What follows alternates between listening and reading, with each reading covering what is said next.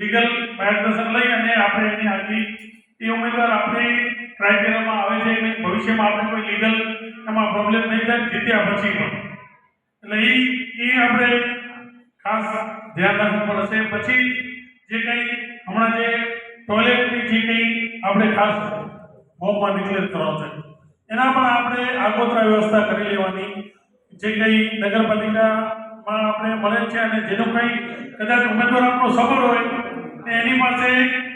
ક્યાંક એવી જગ્યાએ રહેતો ન હોય વ્યવસ્થા હવે તો લગભગ હોય જ છે તો એને પણ કંઈ ખર્ચો વિભાજન એની પાસે બધું કરાવેલું જેથી કરીને આપણે નાની એવી ચૂંટણીમાં તો આપણે ઘણો બધો ખર્ચ કરતો હોય છે નાના એવા ખર્ચમાં આપણો સારો ઉમેદવાર નીકળી જાય.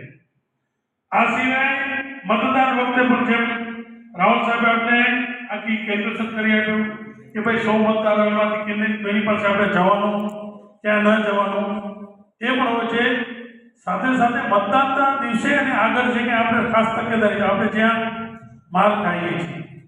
કે આપણે જનરલી કેવું હોય છે કે બહુ ભરોસો કરે કોંગ્રેસ છે ને વર્ષોથી આપણે હવે આ મોદી અને અમિત શાહે એટલો બધો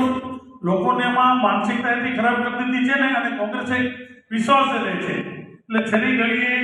મતદાન વખતે મતદાન પૂર્ણ થાય પછી આપણે ઘણા સમય આપણા મહારાષ્ટ્ર તમે બધા સતત મીડિયામાં વાંચતા હશો કે 5 વાગે 58% વોટિંગ હોય અને 5 થી 6 1 કલાકમાં 58માંથી 67% પહોંચી જાય 7% 1 કલાકની અંદર 7%. ચૂંટણી પંચની જે પ્રમાણિક ગાઈડલાઈન છે પ્રમાણે જોતા એક કલાકની અંદર વધુમાં વધુ મેક્સિમમ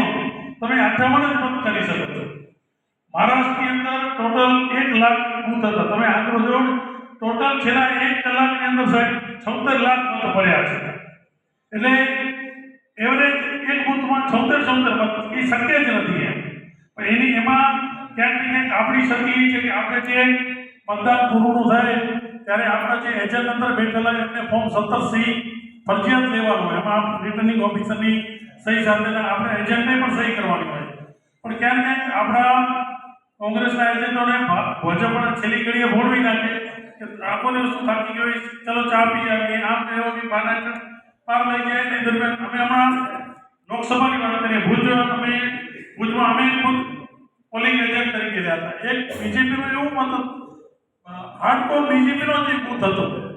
પણ એ બૂથમાં આપણે ખબર છે કોંગ્રેસના મતદાન નથી કરતા પણ બીજેપી જે મતદારો ગેરહાજર એના ખોટા મત કરી નાખે કે બીજું ત્યાં કોઈ પૂછવાનું હોય નહીં વિરોધ કરવાનો હોય નહીં. આવી પરિસ્થિતિમાં આપણો એજન્ટ માત્ર ત્યાં બેઠો હોય ને તો આપણે આ તો નાની ચૂંટણી છે નગરપાલિકા એમાં 25-50 મત ખોટા થતા આપણે અટકાવીને એ પણ આપણી જીત માટે ઇમ્પોર્ટન્ટ બની જાય છે. એટલે ખાસ આ બાબતમાં તમામ જેટલા કંઈ મને લાગે છે તમારા એક વોર્ડમાં મને લાગે 10-12 થી વધારે બૂથ નહીં હોય તો આપણે જે કંઈ એજન્ટો એવા જ નક્કી કરવાના આપણે